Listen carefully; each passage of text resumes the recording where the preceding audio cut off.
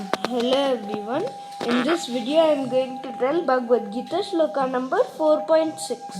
In the previous shloka, Lord Krishna told Arjuna that they both have passed many births and that the Lord can remember all of them and Arjuna cannot. Let us begin with this shloka.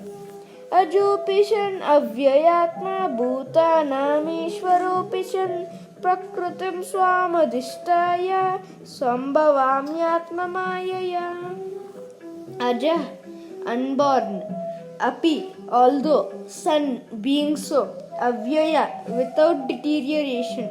Atma, body. Bhutanam, of all those who are born. Ishvara, the Supreme Lord. Api, although. Son, being so. Prakritim, in the transcendental form. Swam, of myself. Adhishtaya, being so situated. Sambhavami, I do incarnate. Atma Mayaya, by my internal energy. The whole meaning is, although I am unborn and my transcendental body never deteriorates, and although I am the Lord of all living entities, I still appear in every millennium in my original transcendental form. The Lord has spoken about the peculiarity of his birth. Although he may appear like an ordinary person, he remembers everything of his many past births. Whereas a common man cannot remember what he has done even a few hours before. If someone is asked what he did exactly at the same time one day earlier, it would be very difficult for a common man to answer immediately. He would surely have to dredge his memory to recall what he was doing exactly at the same time one day before. And yet, men often dare claim to be God or Krishna. One should not be muzzled by such meaningless claims. Then again, the Lord explains his Prakriti or his form. Prakriti means nature as well as Swarupa or one's own form. The Lord says that he appears in his own body. He does not change his body as the common living entity changes from one body to another. The conditioned soul may have one kind of body in the present birth, but he has a different body in the next birth. In the material world, the living entity has no fixed body but transmigrates from one body to another. The Lord, however, does not do so. Whenever he appears, he does so in the same original body, by his internal potency. In other words, Krishna appears in this material world in his original eternal form, with two hands holding a flute.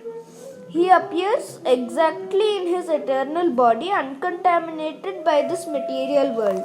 Although it appears in the same transcendental body and is the Lord of the universe, it still appears that he takes his birth like an ordinary living entity. And although his body does not deteriorate like a material body, it still appears that the Lord grows from childhood to boyhood and from boyhood to youth. But astonishingly enough, he never ages beyond youth. At the time of Battle of Kurukshetra, he had many grandchildren at home, or in other words, he had sufficiently aged by material calculations. Still, he looked just like a young man, 20 or 25 years old. We never see a picture of Krishna in old age because he never grows old like us. Although he is the oldest person in the whole creation, past, present and future, neither his body nor his intelligence ever deteriorates. Therefore, it is clear that in spite of his being in the material world, he is the same unborn, eternal form of bliss and knowledge, changeless in his transcendental body and intelligence. Factually, his appearance and disappearance are like the sun's rising, moving before us and disappearing from our eyesight. When the sun is out of our sight, we think that the sun is set, and when the sun is before our eyes, we think that the sun is on the horizon. Actually, the sun is always in its fixed position, but owing to our defective, insufficient senses, we calculate the appearance and disappearance of the sun in the sky. And because Lord Krishna's appearance and disappearance are completely different from that of any ordinary common living entity, it is evident that he is eternal, blissful knowledge by his internal potency, and he is never contaminated by material nature. The Vedas also confirm that the Supreme Personality of Godhead is unborn, yet he still appears to take his birth in multi-manifestations. The Vedic supplementary literatures also confirm that even though the Lord appears to be taking his birth, he is still without change of body.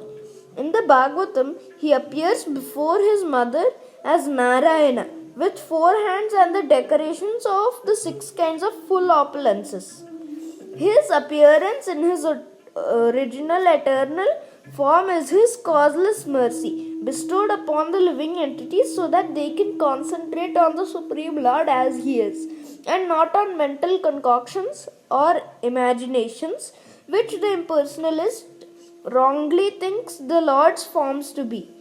The word Maya or Atma Maya refers to the Lord's causeless mercy according to the Vishwakosha dictionary. The Lord is conscious of all his previous appearances and disappearances, but a common living entity forgets everything about his past body as soon as he gets another one. He is the Lord of all living entities because he performs wonderful and superhuman activities while he is on the earth. Therefore, the Lord is always the same absolute truth and is without differentiation between his form and self, or between his quality and body. A question may now be raised as to why the Lord appears and disappears in this world. This is going to be explained in the next verse. Thank you for watching, and I will tell the next shloka in the next video.